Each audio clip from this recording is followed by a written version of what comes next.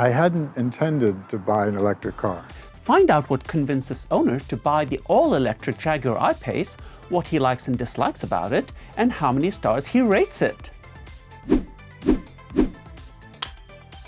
Well, before this car, I had owned the big luxury boats, you know, the Audi A8, the Jaguar XJ, and I wanted, you know, sort of the same thing. I wanted a big car that was going to be super comfortable and fast and sporty and safe. On the driver download, we feature real owners like Les, and we'd love to get you on the show. Please reach out. The Jaguar I-Pace is certainly no boat. It's Jaguar's first all-electric vehicle and is classified as a compact crossover. The styling of the I-Pace is unmistakably Jaguar, with the J icons in the lights and the long stretched out wheelbase, which makes it look like it's leaping forward, just standing still. So back to Les's search for a new car. He was thinking that he wanted another big luxury boat. I went back to the Jaguar dealership where I had purchased my previous XJs, and I looked at the XJ again because I really love that car and I think the design is outstanding. And they had a beautiful, sexy black new XJ, and I was really tempted. But they also said, oh, take a look at the I-Pace, which I had heard about, but I wasn't rushing to get an electric car. Electric cars get a lot of buzz in the media, but in reality they make up only 2.1% of all the cars sold in the US. The major hurdles for consumers looking to buy an electric car are price and the range. The EPA range for the I-Pace is 234 miles, and it's powered by a 90 kilowatt-hour battery placed on the floor of the car. With a level 2 charger, a full charge takes about 13 hours, but if you can get to a DC fast charger, you can get 80% charge in an hour and a half. Features like a curved grille leading into a scoop that lets air travel through, a rear spoiler and diffuser, side vents, and flush door handles are designed to increase the range. What does Les think of the range? Well, the range, you know, part of it is I don't trust the range yet, you know, but it really is only about 200 miles, which is great for every day, and it's no problem. But if you want to go somewhere for the day, you know, you can only go 100 miles, right? So he has concerns about the range, and the size isn't what he wanted. What convinced Les to buy the I-Pace? We actually drove it, and I was really impressed. It drives very well. The acceleration is great. The torque is great. It's fast.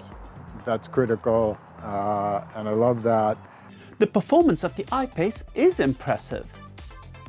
There are two motors, one for the front wheels and the other for the rear wheels, making this an all-wheel drive.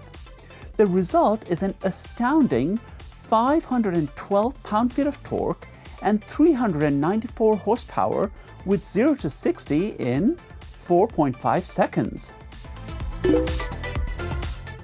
Drive modes include Eco, Comfort, and Dynamic. And now that he's been driving the I-Pace for a few months, what else does Les like about it? I like all the technology, although I haven't figured it all out yet and probably never will. The I-Pace is packed with a host of latest technology features like navigation, a 360 camera,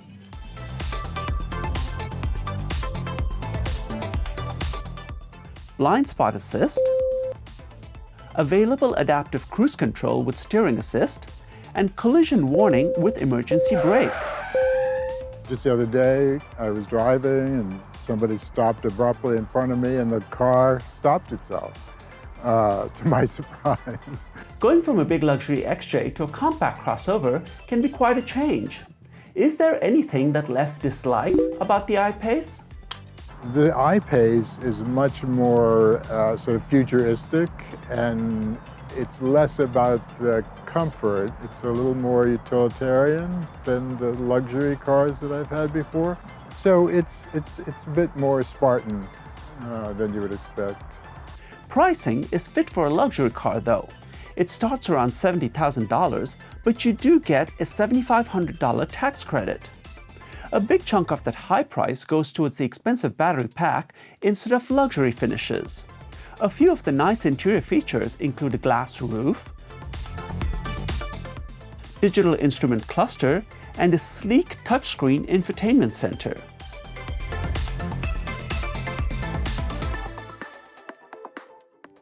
What does Les think of all that glass? It's really hard to keep clean.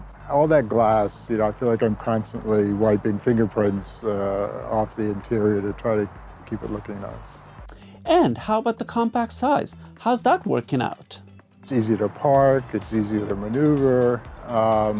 So I thought I would mind, not having all the space, but I think it's a plus. It's really, especially in the city, it makes life a bit easier. So, how many stars does Les rate the I-Pace? At the moment, I would give it a solid 4. It's a great car. It's well thought out, well put together. I hadn't intended to buy an electric car, but I'm glad I did. I feel like I'm doing something productive for the environment. Please be sure to give the video a like, take a look at our other owner reviews, and subscribe to The Driver Download.